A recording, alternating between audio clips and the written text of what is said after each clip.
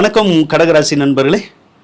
2026 வருடத்தில் மே மாதம் 15ஆம் தேதியிலிருந்து ஜூன் மாதம் 14ஆம் தேதி வரையான, அதாவது வைகாசி மாத ராசி பலன்களை தான் நாம் பார்க்க போகிறோம். கடகராசி அப்படின்னாலே அருமையான ராசிங்க. அதே மாதிரி இந்த சித்திரை வைகாசி மாதம்னு சொல்கிறோம்ல, இந்த 2 மாதமுமே, அதாவது மே ஜூன் மாதம் சொல்கிறோம்ல, இந்த 2 மாதமுமே கடகராசிக்கு அற்புதமான மாதமாக இருக்கும். காரணம் என்ன அப்படின்னு கேட்டிங்கன்னா, சித்திரையில் மே மாதத்தில் சூரியன் மேசராசியில் இருந்தார். சூரியன் உச்சம் பெற்றாலே கடகராசிக்கு நல்ல யோகம்தான்.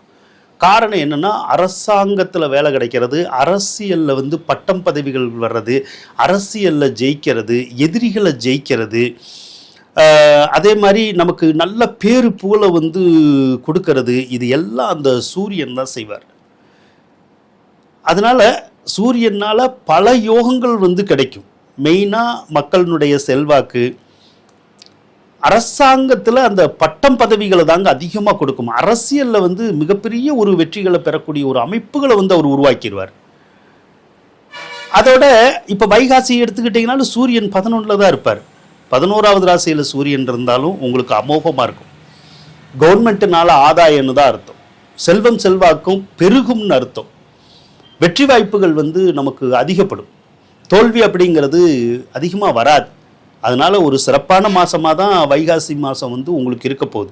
அதோட செவ்வாய் பகவான் வேற உங்களுக்கு 10வது ராசியில் பலம் பெற்று காணப்படுறாருங்க. செவ்வாய் 10வது ராசியில் பலம் பெற்றாலும் அப்படி தான். இப்போ வேலை இல்லாதவங்களுக்கு வேலை கிடைக்கிறது, தொழில் இல்லாதவங்களுக்கு தொழில் கிடைக்கிறது, சிலருக்கு பட்டம் பதவிகள் கிடைக்கிறது. அதை அந்த செவ்வாய் தான் பண்ணுவார். அதனால் 10ஆம் அதிபதி வலுத்தாலே கண்டிப்பாக பேரு புகழ் எல்லாம் நமக்கு கண்டிப்பாக தேடி வரும். 4வது ராசி வேற செவ்வாய் பார்ப்பார். அதனால் ஏதாவது ஒரு வகையில் சொத்து பத்துக்கள் வாங்கணும்னு நினச்சா தாராளமாக வாங்கலாம். 11வது ராசியில் சுக்கிரன் இருக்கிறது பட்டைய கிளப்பும் பார்த்துங்க. காரணம் என்னென்னா, 11ல் சுக்கிரன் இருந்தாலும் எந்த காரியத்தை எடுத்தாலும் நாம் தான் ஜெயிப்போம். தோல்வி அப்படிங்கிறது இல்லை. கோர்ட்டு கேஸு வம்பு வழக்கு எது இருந்தாலும் சரி, வேறு எந்த காரியமாக இருந்தாலும் சரி, போட்டி போட்டோம்னா நாம் தான் ஜெயிக்கக்கூடிய ஒரு அமைப்புகளை அந்த சுக்கிரன் உங்களுக்கு உருவாக்குவார். மே 15ஆம் தேதிக்கு அப்புறமா சுக்கிர பகவான் 12வது ராசிக்கு வருவார். ஒரு சிலருக்கு இந்த வீடு, வாகனம், திருமணம் அது சார்ந்த வகையில் செலவுகள் வரும். அவ்வளோதான். அதே மாதிரி புதன் வேற 11வது ராசியில் இருக்கிறது, அதுவுமே வெற்றிகளை கொடுக்கக்கூடிய ஒரு அமைப்பில் தான் இருக்குது. சனி பகவான் 9வது ராசியில் இருக்கார். இப்போ ஏப்ரல் மாதம் வரைக்குமே பார்த்திங்கன்னா, மார்ச் மாதம் வரைக்குமே அஷ்டமச்சனி இருந்தது. அப்போ என்னெல்லாம் நம்ம கஷ்டப்படக்கூடாதோ அத்தனை கஷ்டமும் நம்ம பட்டுக்கிட்டு இருந்திருப்போம் கடகராசிக்காரை பொறுத்தளவு. ஆனால் இப்போ அஷ்டமச்சனி விலகுனதே உங்களுக்கு மிகப்பெரிய ஒரு ஆறுதல் தான்.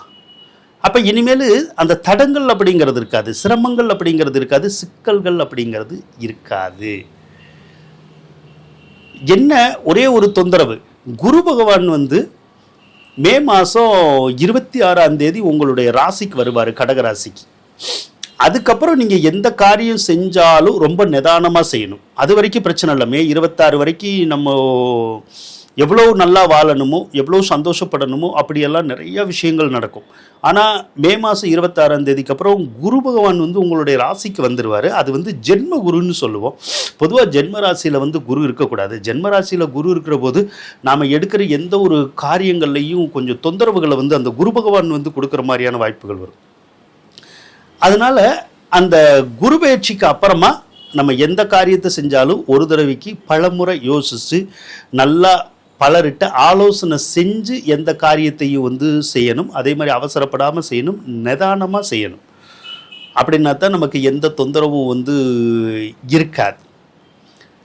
ஆக வைகாசி மாதம் ஒரு நல்ல மாதமாக இருக்கும் அப்படின்னு சொல்லி கூறிக்கொண்டு விடைபெறுகின்றேன். நன்றி, வணக்கம் நண்பர்களே.